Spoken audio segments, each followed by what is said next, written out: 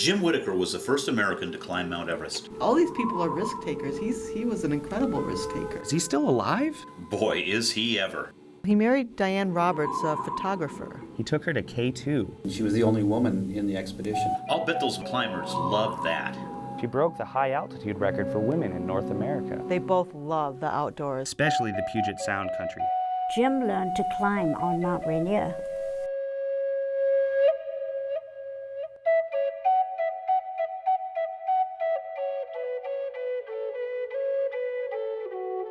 I've been around the world a few times now, and you just can't find a spot that's got the oceans, the beaches, the forests, the mountains. We've got it all here.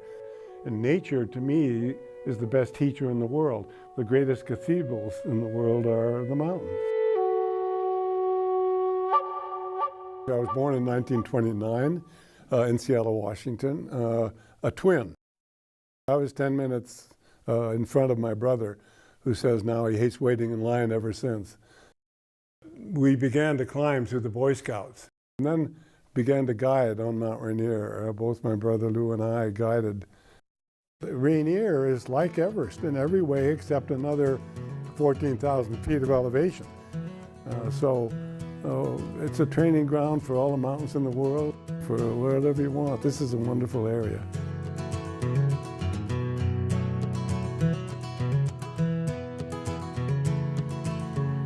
I will climb that holy mountain in the hours of the day. Let it drain my sturdy body as it may. I was lucky enough to be the first American to the summit of Everest. This magic from my dream. A Sherpa, I took a Sherpa up. Gombo, who's a neat guy. Gombo's a great guy. If my life should end that moment, let it be. Let it be. It was tough on the families back home. I had two boys then. Let it drain my sturdy. We stood up there on May 1st in 50-mile-an-hour winds, and it was 35 below zero. And we're out of bottled oxygen. And I will not run from it till I'm laughing from the summit. And we got to get down, you know. I mean, it's like, they say, you know, the summit is optional, but to get down is mandatory, right? So we had to get down. When you come off the mountain and you come down, and after being up 4 months in the snow and ice, and you see that little blade of grass, you look at the green of the grass, the whole team would stop. We'd look at that grass. My God, look at that, there's a flower. And then you get down, you smell the dirt, and you're still alive. And you, oh, this is one, look at it, it's beautiful, this magical planet. Everest was a real shocker because I didn't know it would be as well publicized. We came back and there was a ticker tape parade in Seattle, and suddenly, you know, it was the world news. It was written up in Time magazine, and it went back and we got a gold medal. I got a gold medal from President Kennedy, and it opened up all kinds of doors. In 1955, I became the only full-time employee at REI. I was in a room 20 by 30, and that was it. I used to lock the door to close the business to go down the hall to take a pee. That's how big it was. And so it was kind of fun until it began to grow, and it grew and it grew. I left in 1979. I had no equity in a company that had gone from $80,000 to $46 million. You know, it's a co-op. But after taking it that far, you know, it was a good run, and I got to climb Everest and K2 and do my other adventures. In '65, Geographic said, would you like to lead a climb up Mount Kennedy in the Yukon, the highest unclimbed peak in Canada, named after the president. So, you know, I said, okay, you bet, I'd love to do it. And so as I lined up the team, Bobby Kennedy called and said, I'd like to go. And I said, have you climbed a mountain before? He said, no. And I said, do you know this one has never been climbed before? He said, yeah. I said, okay. It was a great climb. He was strong and good. We got up to the summit. He was the first man to stand on the top. We became good friends when we skied at Sun Valley together, our families, and we just ran around. I met John Glenn. Suddenly I'm thrust into this world, and I was on a run, sort of, with all of that.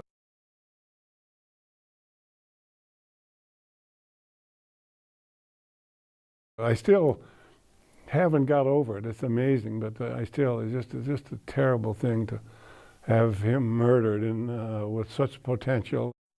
I was with him holding Teddy's hands, Bobby's hands, and Ethel's hands when we lost Bobby. It was terrible. And I flew back on Air Force One, and I was a pallbearer at the funeral at Arlington, where we buried him. So that was a terrible event, and it was just, it would change the course of history, that little lead bullet. And Nixon came in, and you just think what the difference it could have made. But it was a terrible time. I went through a divorce right after that. I made mistakes, and we did different things and we just went different ways. I was still involved in mountains and climbing and so forth, and Blanche was not inclined to do that. It was very difficult, the divorce, and especially when Blanche moved to Hawaii and took the children and Bobby. I had Carl, the oldest son, living with me, but she took our young kid, and that was tough, our young boy. I remember sticking my foot in the water at Puget Sound here and thinking, yeah, I'm connected to Hawaii, and Bobby might be swimming in the surf over there right now, and it was really painful.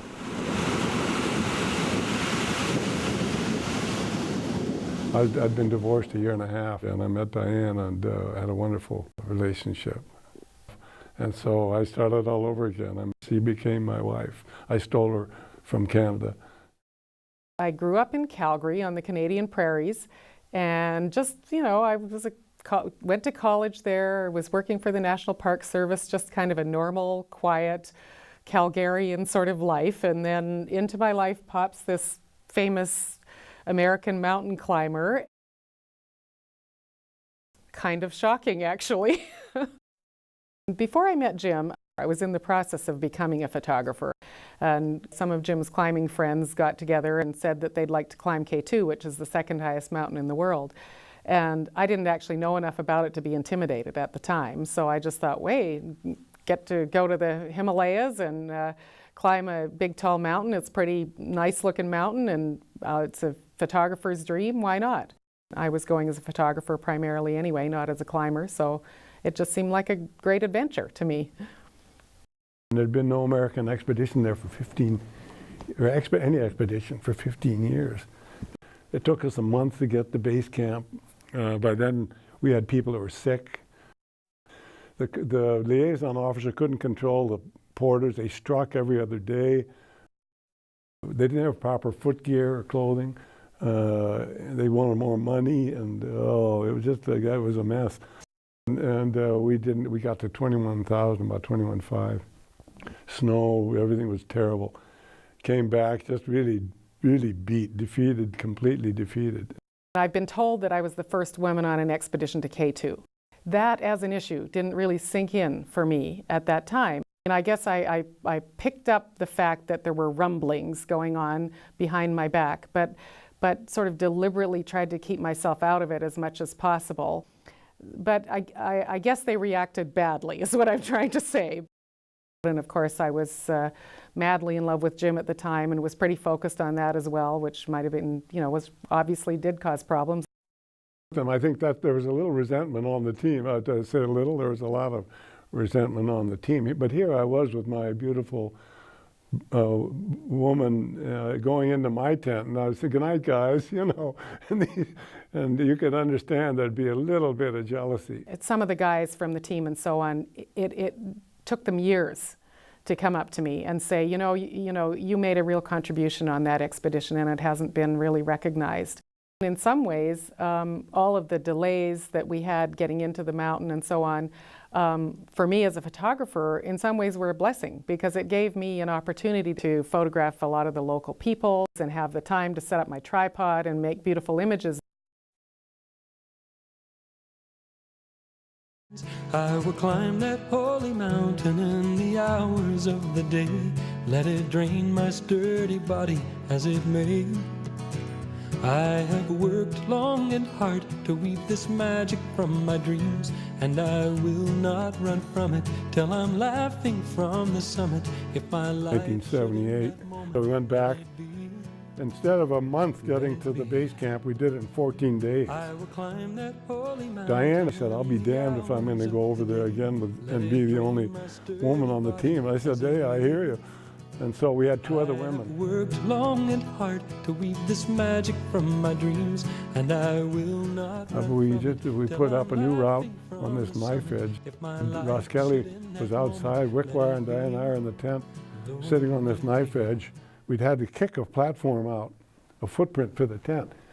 And we're sitting on this thing, and we hear Ross Kelly laughing outside. And we go, what are you laughing at, John? He said, I bet this is the only place in the world where you can squat and without moving your feet, you can take a crap in China and a pee in Pakistan.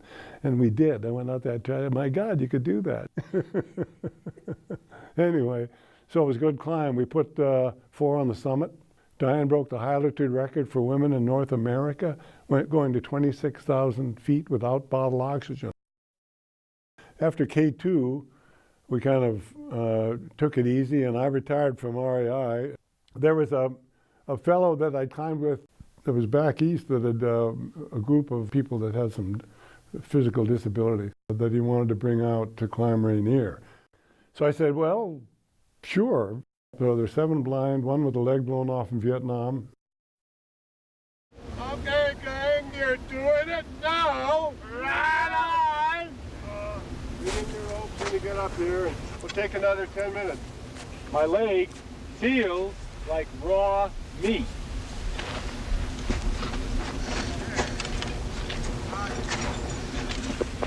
Watch spread on the rope now. Up rope. Falling, falling. Great, good. Hold on. Okay, now, straight back up the hill. Okay, step at a time. Okay, you're on the ridge. Okay, you back in the valley. You okay? Yeah, fine. Okay, everybody, off the ledge.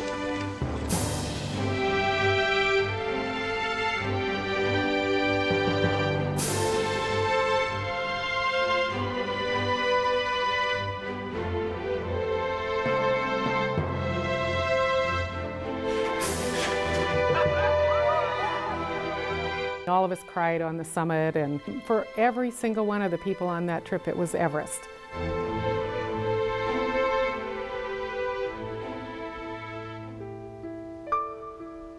All of us went to Rainier, knowing that we were going to be walking across the bodies of the 11 people who had been killed in an icefall just a week before.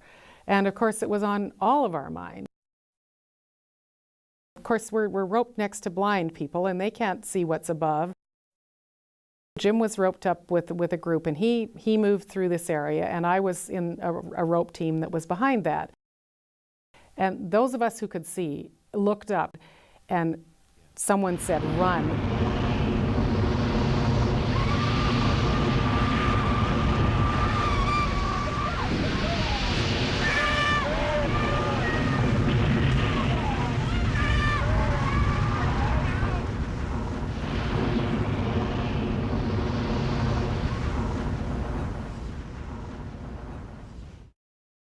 The guy that was roped between us, his name was Justin, tripped and fell and told us later, I knew I was dead. I just knew that I was dead. I have nothing but wonderful memories about that climb. If you could take 2 weeks worth of time in the mountains and say, how could this be the most fun and most rewarding 2 weeks that you've ever spent in the mountains in your life, that would absolutely be it.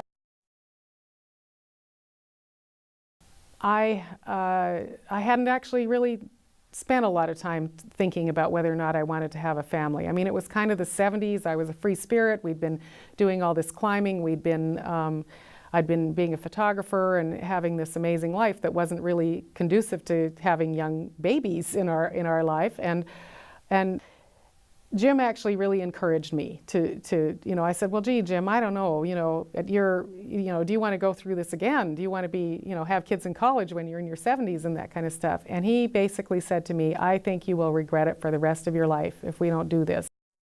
Eventually, at 35, Joss was born, and then his brother, gift number 2, when I was 37, and we moved to Port Townsend. Built a big log house. Jim had gotten interested in log house building at the time, and we had made some money selling our house in Seattle, so we decided to just build this giant log house that everyone ended up calling the Taj Mahal. 1987, before the wall came down, we were still enemies with the Cold War, we got together to some friends, other climbers, and then we discussed what could we do with our climbing abilities that might further the interests of the world at large. And it was basically, how about a summit of summits? Let's stand on the highest point of Earth with Soviets, Chinese, and Americans, demonstrating to the world what could be done through friendship and cooperation. I went to China and said, we want to bring the Soviets. They said, we haven't had Soviets in here for 30 years. I said, I know, it's a great opportunity to demonstrate for a person. They said, well, see what the Soviets say. I went to the Soviet Union and I gave this pitch about side by side, roped together, friends, peace, for world peace, no borders, no more wars.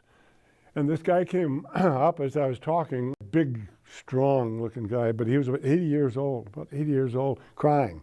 Tears were running down his cheeks. And he comes up to this interpreter. I said, what does he want? He said he wants you to know that what you're doing is the most important thing you'll ever do in your life for world peace. He said he wants you to know that he lost 3 brothers and a father in World War II, and that the Soviets lost 20 million people in World War II. He wants you to know that the Soviet people don't want any more war. I had a permit for 1990. I thought, okay, that's 20 years after Earth Day. 20 Earth Day, let's have it an Earth Day celebration too. Let's begin to clean off the world from the top down. Clean up the garbage left on Everest. Okay. A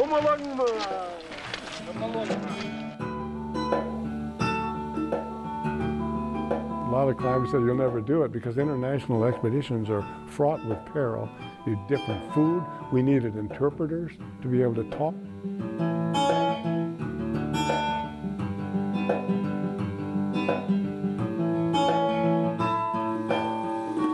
Talk about the difference. We had satellites set up. I had a phone. I could talk to Dianne like I'm in Port Townsend, like I'm talking to you here. It was amazing.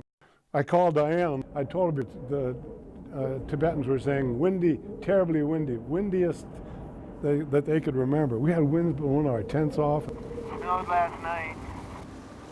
We copy that. We got about 3 inches down here. What do you think you're going to do today, over? Yeah, Jim, I just went over and talked to the Tibetans. We're not going anywhere. And I told Dianne we got terrible wind, and she talked to one of our friends down in Hopi that knows the Hopi Indians. She's a photographer for Geographic. Said, let me talk to the Hopi. Maybe they can do something. And so she asked the Hopi if they could stop the wind. And the Hopi said, we can't stop wind. That's arrogant. White man's arrogant. But maybe we can move it.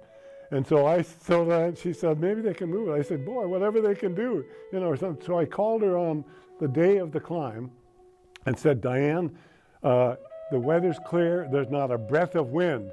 And she said, and they're leaving for the summit right now. It was early morning. She said, well, right now the wind is blowing 80 knots up here in Port Townsend, and 4 of our trees are down in the yard. And I said, you're kidding. It was dead calm on Everest. So I don't know what happened. I don't know what happened, Gene, but somehow this wind is over in Port Townsend and it was dead calm.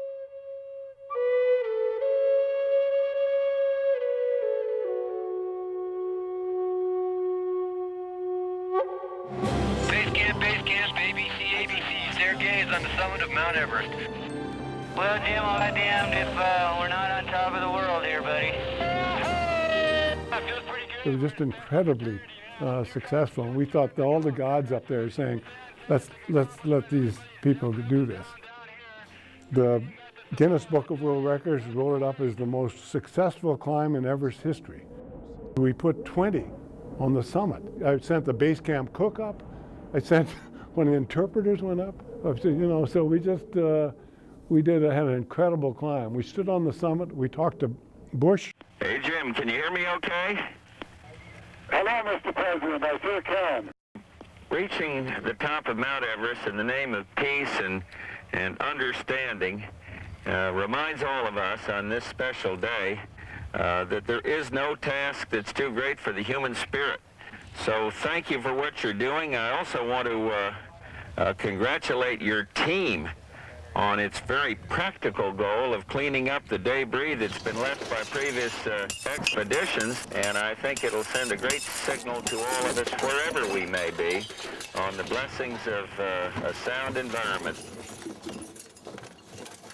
Right about the time that we were building this house, we unfortunately got involved in a very bad business deal. The partner that we were involved with committed fraud, lied about the assets of the company that we had formed.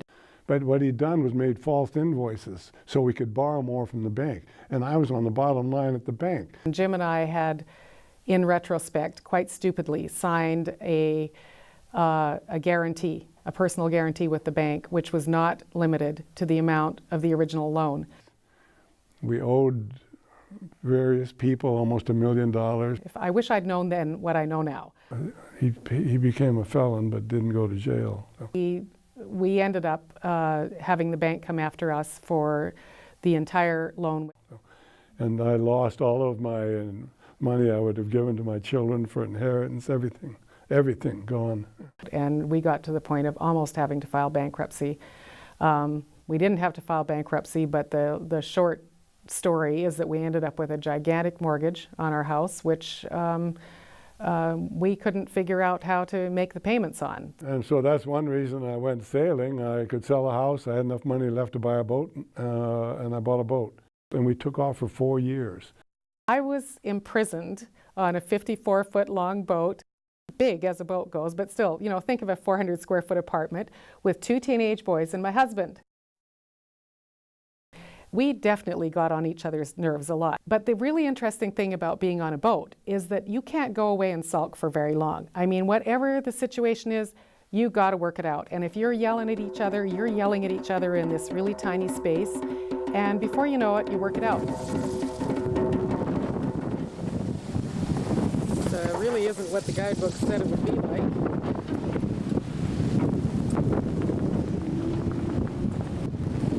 What can I say? What can I say? Super mom, super sailor. You're right.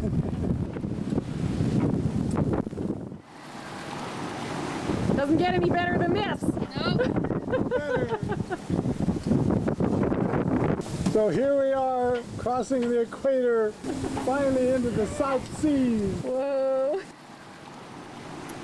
I was so worried about educating our sons. I bought a whole bunch of books from a well-known correspondence school, and the boys were going to do their papers and we were going to mail it all back.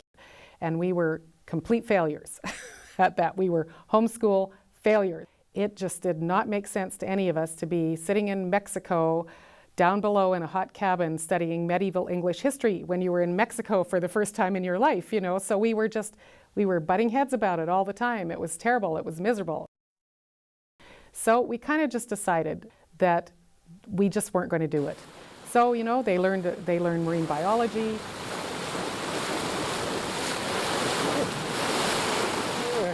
They learned how to navigate. They learned how to sail the boat. A little bit higher. They learned about weather. They learned about tides and currents and all the marine life that we saw. Fresh fish for dinner. How about that, Leaf? Great, yeah. They learned about different cultures. They learned some bits and pieces of languages. They learned a lot of history of the places that we went to.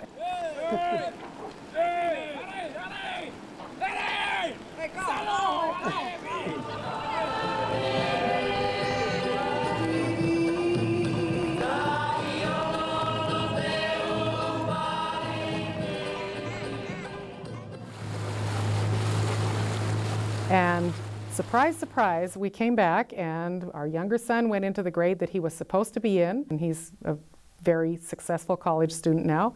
And our other son went straight to college, where he's a senior at Brown University now. Winds are blowing about 20 knots.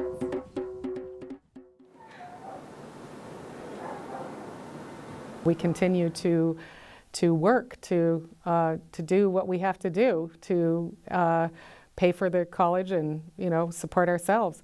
Jim at 77 is still lecturing, and I'm kind of his roadie. I'm his tech assistant. I'm his booking agent. I'm his one-woman speakers bureau. There are definitely challenges being married to someone that's 20 years older than I am. Age sucks, and you're not as strong, you're not as agile. Darn deer have been, look, they nipped off a bunch of the geraniums again here today. My knees began to really bother me. I couldn't walk well, and I tried to climb Rainier last summer, and my knees were killing me. So I realized I had to do something, and I had to have 2 knees replaced, and it was amazing. Life should be an adventure, and you've got to check things out and do as much as you can. None of us are going to get out of this alive, so we might as well do what we can do before we leave. Yep.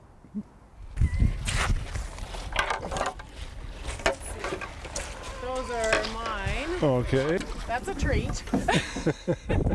The great thing about Jim is that he delights in my enjoyment of the things that I'm doing. So it's not as if he's saying, oh, don't go out and row because I want you to kind of stay home and watch TV with me or anything like that. I mean, he's just not that kind of guy.